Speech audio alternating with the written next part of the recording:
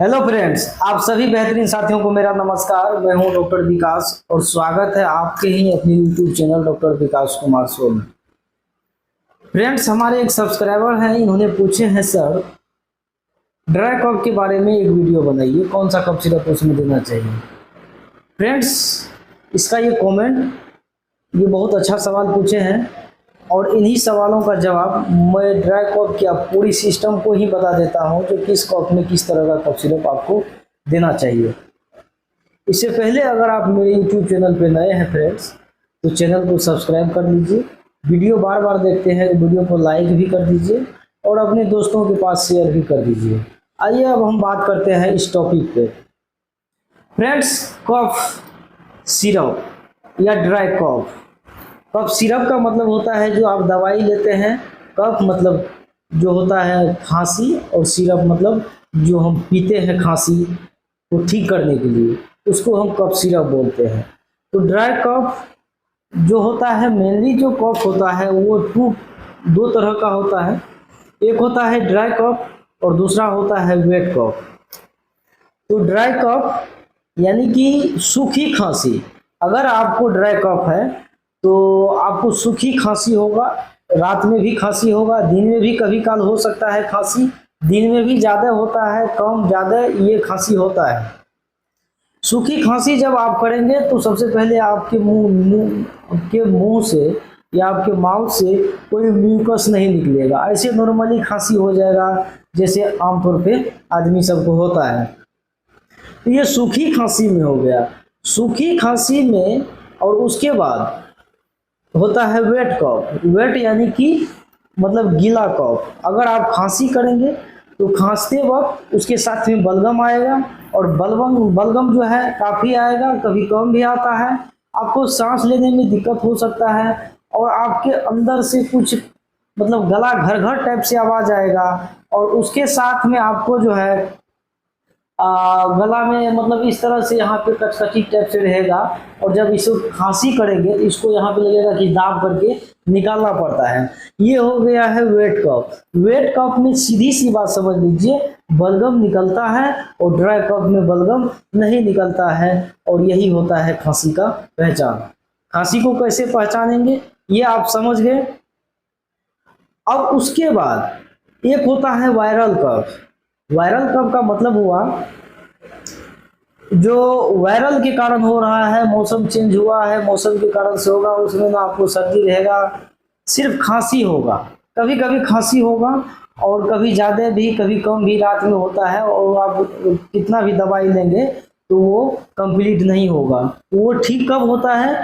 वो ऑटोमेटिक जब उसका मौसम चेंज हो जाता है, मौसम के हिसाब से वो अपने आप को जब वायरल आपकी बॉडी को छोड़ देगा या आपकी बॉडी को इन्फेक्टेड से हट जाएगा, तो वो जो वायरल कफ है वो ऑटोमेटिक ठीक हो जाता है। समझ गए मेरी बात को।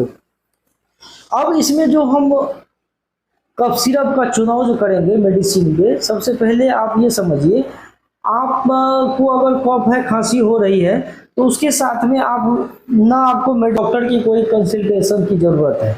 अगर आप खुद डॉक्टर हैं तो आप पेशेंट को अच्छे से ये दवाई दे सकते हैं। अगर आप खुद पेशेंट हैं तो आप अपने अच्छे से मार्केट से ये दवाई परचेज कर सकते हैं। तो सबसे पहले ड्राई कफ के ऊपर बात कर लेते हैं। ड्राई कफ यानी सूखी खांसी में किस तरह का दवाई दिया जाता है। डी फॉर ड्राई और D for dextromethorphan. D for dry और डी फॉर डेक्स्ट्रोमेथर्फोन। डेक्स्ट्रोमेथर्फोन जिस कफ सिरप पे लिखा हुआ हो वो समझ लीजिए सूखी खांसी के लिए है, और जिसको सूखी खांसी होता है उसको दीजिएगा तो सूखी खांसी आराम हो जाएगा।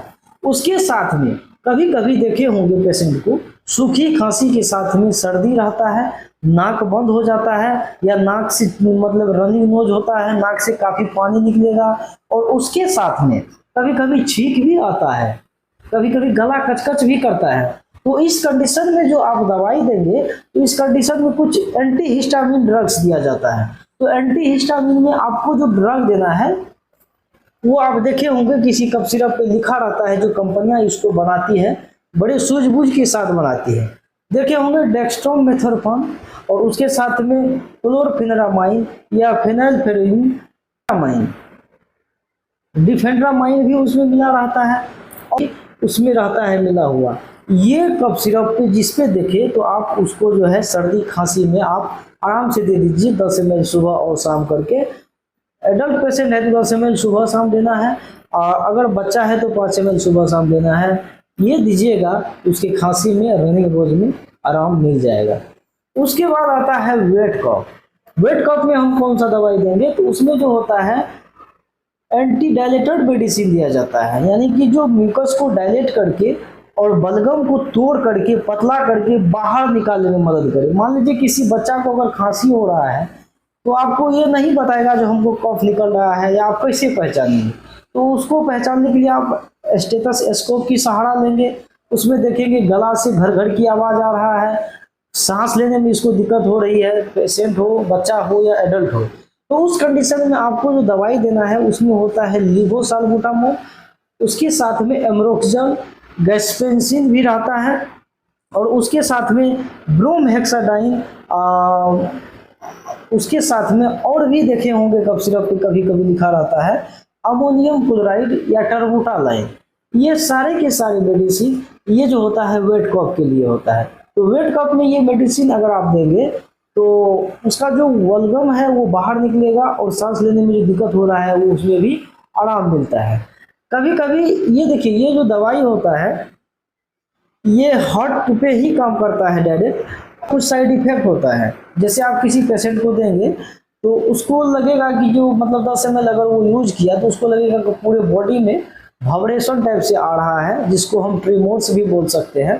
थरथराहट आएगा, कंपन टाइप से आएगा, घबराहट हो जाता है ये कफ सिरप पीने के बाद। तो कभी कभी इस पेशेंट में होता है, तो लेकिन पेशेंट को आप जब दे इसका साइड इफेक्ट है। अगर इस तरह का लक्षण आपको पेशेंट कंप्लेन करता है तो आप जो है वो उसका डोज कम कर दीजिए। अगर उससे भी अगर रिलीफ ना हो तो इस दवा को बिल्कुल बंद करके किसी और दवा का चूज आप कर सकते हैं। समझ गए फ्रेंड्स? तो ये कफ पे हम समझ गए। अगर ये वीडियो आपको अच्छा लगा हो तो वीडियो को लाइक और शेयर कर दीजिए, और मिलते हैं किसी अदर टॉपिक पे अदर विषय के साथ। तब तक के लिए अंतिम तक वीडियो देखने के लिए आप सबों का धन्यवाद। Thank you.